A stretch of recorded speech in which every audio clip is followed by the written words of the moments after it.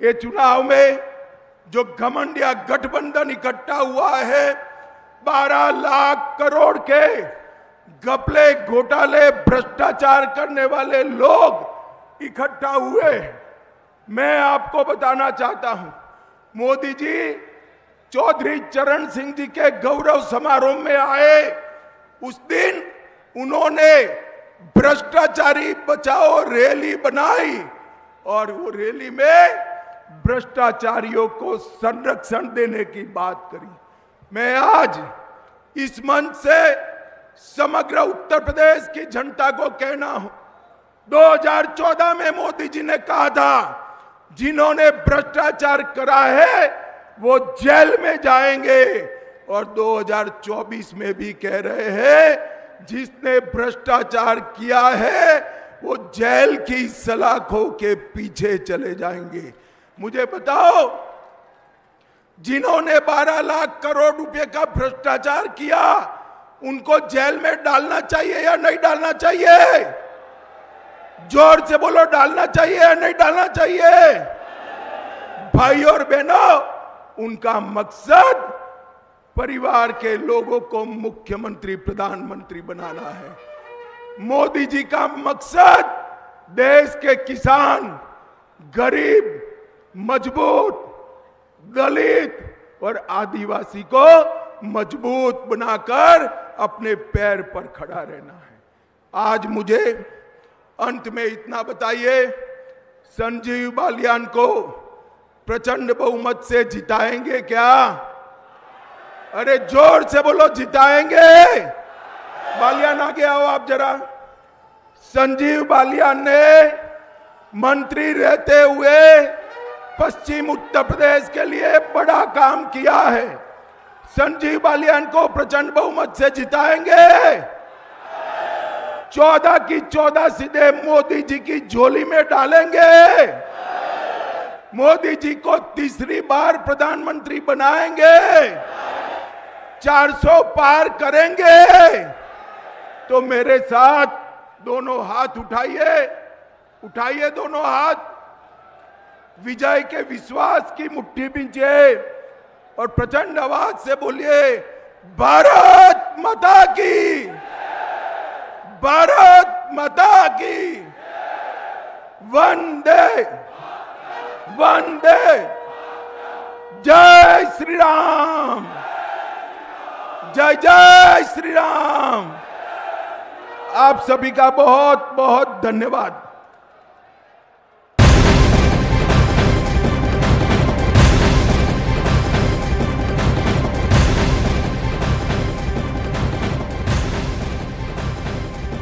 गृहमंत्री अमित शाह को आप सुन रहे थे और गृहमंत्री अमित शाह ने कहा पीएम मोदी ने देश को मजबूत किया है। चुनाव में घमंडिया गठबंधन को जवाब मिला है। मुजफ्फरपुर से संबोधित कर रहे थे गृहमंत्री अमित शाह और मुजफ्फरपुर में अमित शाह की रैली में किसानों के लिए हमने काफी काम किया है। बीजेपी ने किसानों के उत्थान की बात कही है। आरएलडी का साथ बीजेपी के साथ समीकरण जो होगा पश्चिमी उत्तर प्रदेश के लिए, हम विकास के कार्यों को आगे बढ़ाएंगे, गति देंगे।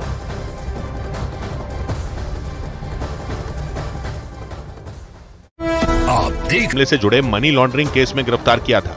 ईडी ने आरोप लगाया था कि शराब घोटाले में आरोपी दिनेश अरोड़ा के एक कर्मचारी ने संजय सिंह के घर पर 2 बार 2 करोड़ रुपए पहुंचाए थे। उत्तर प्रदेश के मुरादाबाद में समाजवादी पार्टी की कलह थमने का नाम ही नहीं ले रही। चुनाव प्रचार शुरू होते ही समाजवादी पार्टी की प्रत्याशी रुचि वीरा का एसटी हसन के समर्थकों ने विरोध कर दिया।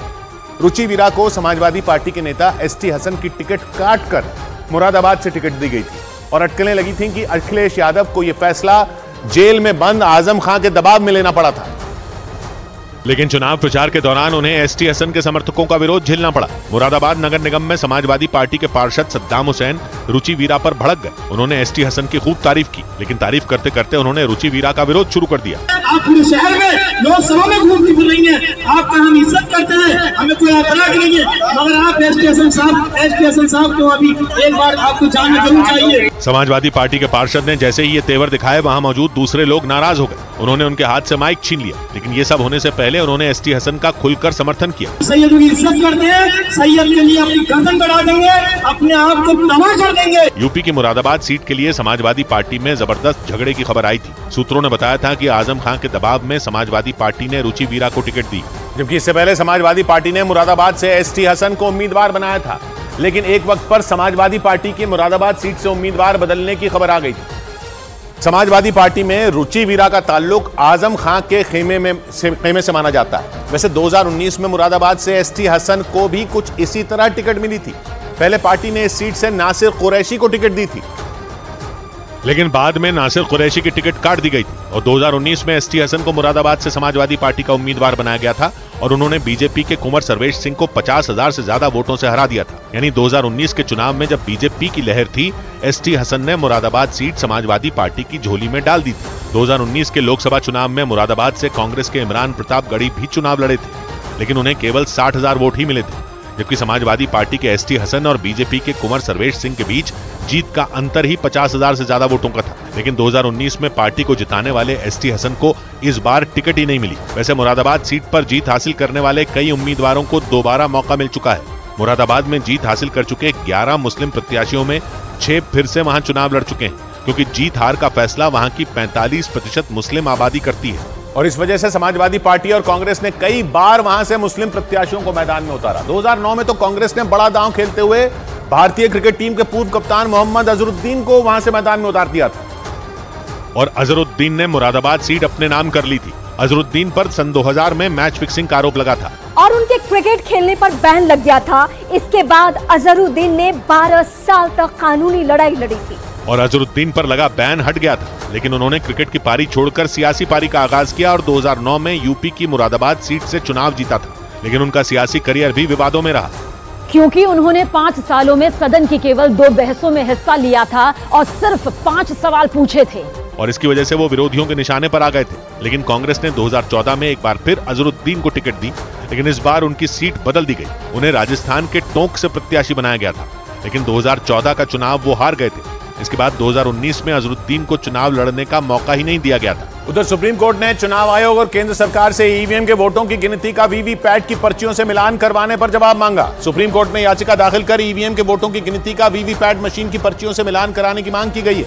अभी सिर्फ 5 ईवीएम के वोट ही वीवीपैट की पर्चियों से मिलाए जाते हैं। इस बीच ईवीएम पर लगातार सवाल उठाने वाले कांग्रेस नेता दिग्विजय सिंह ने अपने चुनाव अभियान के दौरान एक ऐसी तरकीब बता दी जिससे चुनाव बैलेट पेपर से ही कराए जा सकें और उनकी इस तरकीब को सुनकर लोग हैरान रह गए, क्योंकि ईवीएम की जगह बैलेट पेपर से चुनाव करवाने के लिए 5, 10 या 50 नहीं, बल्कि एक ही सीट पर 384 से ज्यादा उम्मीदवारों को खड़ा होना होगा।